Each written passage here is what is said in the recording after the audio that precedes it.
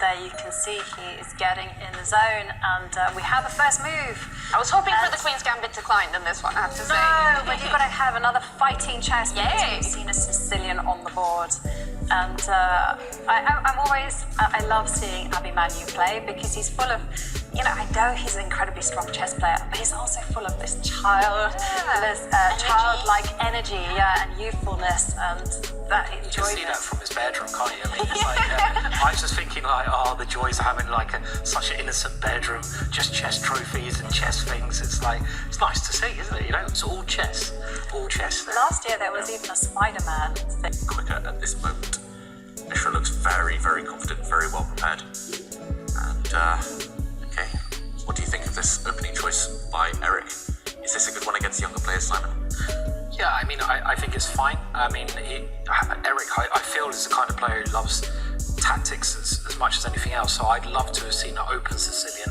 But when you're playing a younger player, it's maybe good to play something not as theoretical. And the line that Eric's chosen here is not one of the more theoretical lines, at least. It still gives white some chance of an advantage. But I mean, I've seen him play this type of position many times over the tour. I mean, it's quite actually rare that we see someone have a repertoire and just stick to it. Very fixed, Eric's repertoire. Yeah, and normally we see players, you know, even though they've done the chessable course here and there, they're varying. They will play Najdorf, they will play French, they will play e4, they'll push with the king's pawn, the queen's pawn. And Eric, what I like about it is that if you want to adopt this opening, you can actually follow Eric's games. They would be a good role. One of the biggest mistakes I see sort of lower rated players play, I mean, this is all theory so far on board, or do, maybe people watching this, is they see the top players playing so many different openings, and they try to copy that approach. They're like, oh right, Magnus is playing different opening every game, I should be doing that as well. And I think this is just a wrong thing to do. I think if you're lower rated, you should probably stick to a much smaller range of openings and get used to them before you try to experiment with loads of different kind of variations, because it's so hard to, well, Chessable of course tells you the opening moves, it will drill that into you, but then what you do in the middle game, what are your plans, what are your opponent's plans, what are you trying to do? And if you play lots of different openings, it's very hard to understand what the plans are in the middle game. If you play only a couple of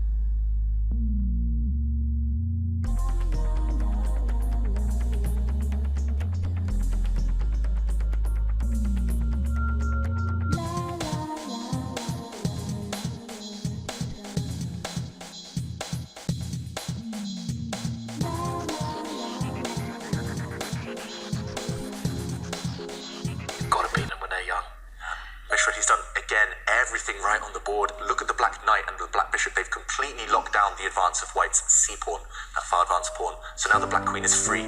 She's free to do her own thing, go after pawns. And this is such a great, nice move. You know, there's really no way for White to even think about defending that pawn in the middle of the board.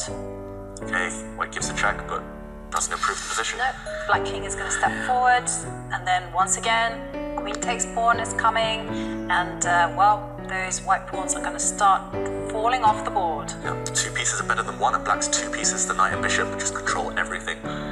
This one, Mishra is about to win. Yeah. It's almost guaranteed at this point. Wow. Eric down to 2 seconds as well. He needs to move.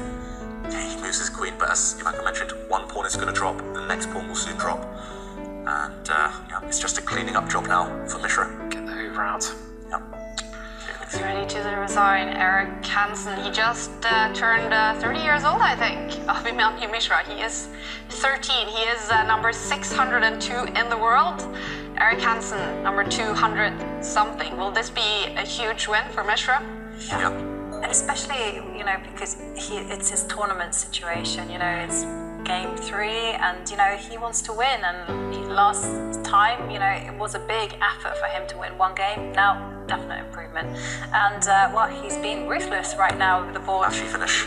Nice kind of tactic there. So Black's bishop grabbed a pawn. If that black bishop was captured on the last go, then White's bishop would have dropped. So rather than just trade off the bishops, Eric has run away with his piece, trying to push his pawn forward, but it's not going anywhere. So we actually get the same position we had 2 moves ago, but White has lost a pawn in the process. Yeah, now it's level number of pawns. Black simply has an extra knight, and that's going to win the game. The black queen can go pawn hunting. There we go, that's a check. Will she grab a pawn on the next go? Yep. Some nasty threats maybe as well. Yeah. So, Why not? why not take a The pawn? pawn Take a and greedy. threaten to jump in with a knight, give it deadly check. No, you're a pawn and a piece up, so... Yeah. Yep. And White's far advanced pawn is firmly under the lock and key. No chance now of Eric saving this game. No plan, simply. And this time, Abhimanyu, he handled this time really well. Perfectly, yeah. And look at that, he bobs his head, he's trading queens and he wins the game. Look at that, a celebration from the 13-year-old.